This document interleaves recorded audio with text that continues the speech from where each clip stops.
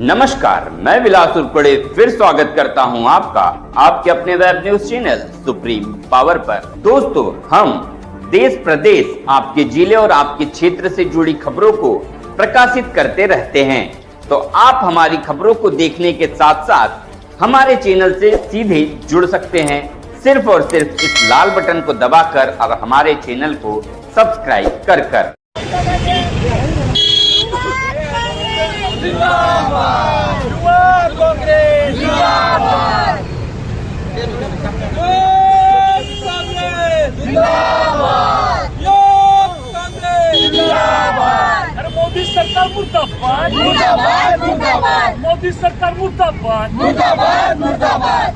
अरे युवाओं के विरोधी मोदी सरकार मुर्दाबाद मुर्दाबाद मुर्दाबाद मुर्दाबाद मुर्दाबाद मुर्दाबाद। संविधान विरोधी मोदी सरकार मुर्दाबाद मुर्दाबाद मुर्दाबाद, मोदी सरकार मुर्दाबाद मुर्दाबाद मुर्दाबाद। अरे निर्वाचन मुर्दाबाद मुर्दाबाद मुर्दाबाद। अरे युवाओं के विरोधी मुर्दाबाद मुर्दाबाद मुर्दाबाद। अरे शिक्षा विरोधी मुर्दाबाद मुर्दाबाद मुर्दाबाद मुर्दाबाद। युवा कांग्रेस जिंदाबाद, टक्कर में हमारा नारा है। अरे युवाओं के सम्मान में, युवाओं के सम्मान में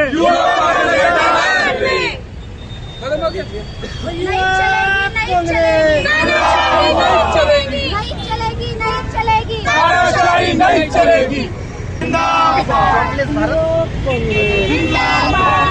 विरोधी सरकार मुर्दाबाद मुर्दाबाद मुर्दाबाद। सर्वप्रथम सबको जय भीम। मेरा नाम नीलेश दीपक खोबरागढ़ है, मैं उत्तर नागपुर युवा कांग्रेस का अध्यक्ष हूँ। और आज ये जो हमारे साथ में जो युवा वर्ग जुड़ा हुआ आपको दिख रहा है रोड के ऊपर में, ये सिर्फ और सिर्फ हमारी जो वित्त मंत्री है श्रीमती निर्मला सीतारमण जी, उन्होंने जो बजट पेश किया है और बजट में जो उन्होंने युवाओं को छोड़ दिया है, रोजगार को छोड़ दिया है, जो सिर्फ और सिर्फ खोखली बातें हैं जिससे सिर्फ इंडिया का और अपने भारत देश का सिर्फ नुकसान होगा, जो वो डिसीजन लेके युवाओं को बेरोजगारी, उस रोजगार के ऊपर में इनका कोई ये नहीं है मूलभूत। आज की डेट में जहाँ पर पूरी दुनिया इतनी विकसित है, हमारे पास में स्किलफुल लड़के जो आज एआई के ज़माने में हर एक टेक्नोलॉजी में आगे है, हर चीज़ करने के लिए सक्षम है। आज इलेक्ट्रॉनिक गाड़ियाँ, इलेक्ट्रॉनिक चीज़ें इतनी बढ़ गई है और हमारे पास में ऐसी चीज़ों के लिए उतने इंजीनियर्स हैं, उतने स्किलफुल लड़के लोग हैं, जिसके लिए हमारे राहुल गांधी जी ने संसद में आवाज़ उठाई है। और जो चीज़ हमारे देश के प्रधानमंत्री ने बोलना चाहिए था युवा रोजगार के लिए, आज एआई के ज़माने में जहाँ इतनी अपॉर्चुनिटीज जॉब अपॉर्चुनिटीज़ हो सकती है लोगों के लिए, जहाँ पर पीएम मोदी साहब ने हम बोलना चाहिए था कि हम ये फील्ड के अंदर में इतने युवाओं को रोजगार दे सकते हैं, तो ये इनकी मानसिकता बताती है कि ये लोग शिक्षण से दूर और बेरोजगारी और लेबर क्लास की तरफ में ज़्यादा ध्यान देके लोगों को शिक्षा से दूर करना चाहते हैं। आज जिस तरीके से शिक्षा में हर जगह सिर्फ जीएसटी के माध्यम से टैक्सेस लगाए जा रहे हैं, जिससे गरीब वर्ग जो पढ़ ही नहीं पा रहा, जो चीज़ बाकी देशों में हमने सीखना चाहिए बाकी देशों से, वहाँ पर medical tax free, education tax free, तो और ये जो बेसिक चीज़ें हैं जो टैक्स फ्री होनी चाहिए, वहाँ हम लोग हेवी टैक्स पे कर रहे हैं। और गरीब बच्चे जो गरीब घर के बच्चे जो लोग दिन में मजदूरी करके रात में खाना बना के खाते हैं, वो बच्चे अच्छी शिक्षा कैसे ले पाएंगे? इसके विरोध में हम सारे युवा आज इस चौक पर खड़े हैं और हम इस मोदी सरकार के विरोध में यही चीज़ बताना चाहते हैं कि इस तरीके की धारणा ये इस देश में हम नहीं चलने देंगे। हम संविधान प्रेमी हैं, हम संविधान को मानने वाले लोग हैं और हम संविधान के लिए ही, जो संविधान ने हमको अधिकार दिया है पढ़ने का, लिखने का, आगे बढ़ने का, वो आप हमसे छीन नहीं सकते। हम यही बताने के लिए आज यहाँ पर खड़े हैं।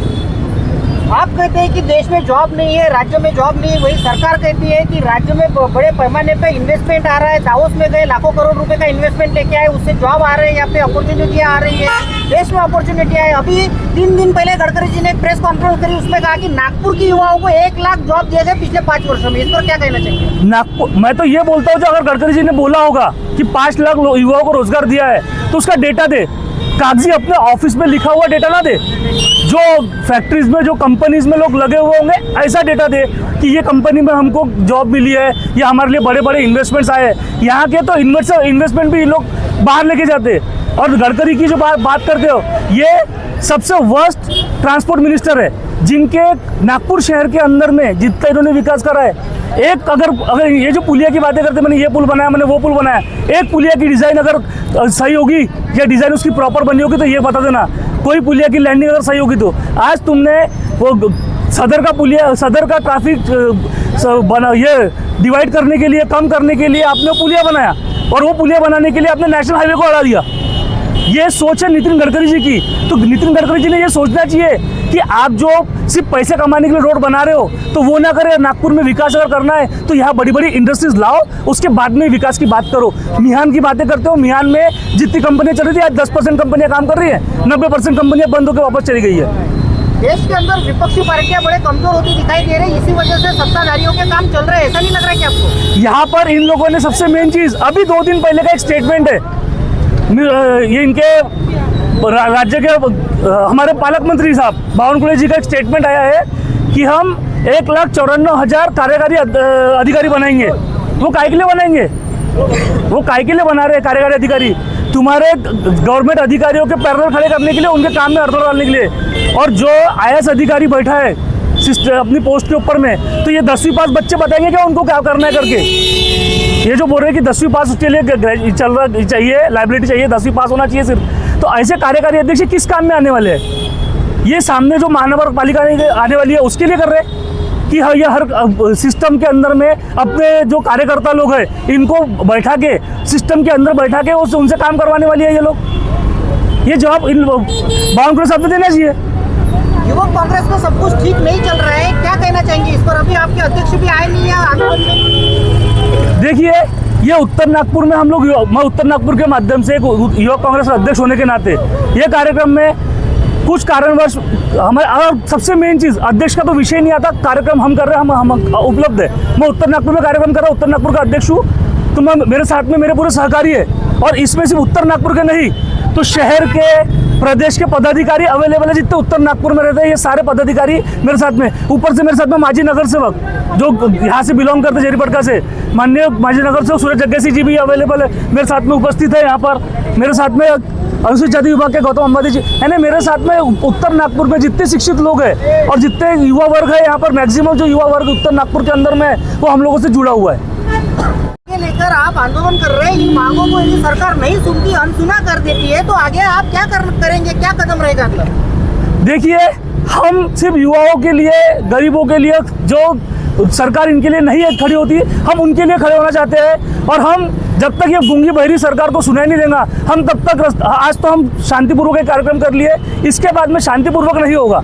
हम यही बताना चाहते हैं इस माध्यम से कि हमारे पास में बच्चे हैं, आपके पास, आप जॉब दे सकते हो, लेकिन आपकी वो मानसिकता नहीं है, तो आपको अपनी मानसिकता बदलनी पड़ेगी अगर देश को आगे बढ़ाना है।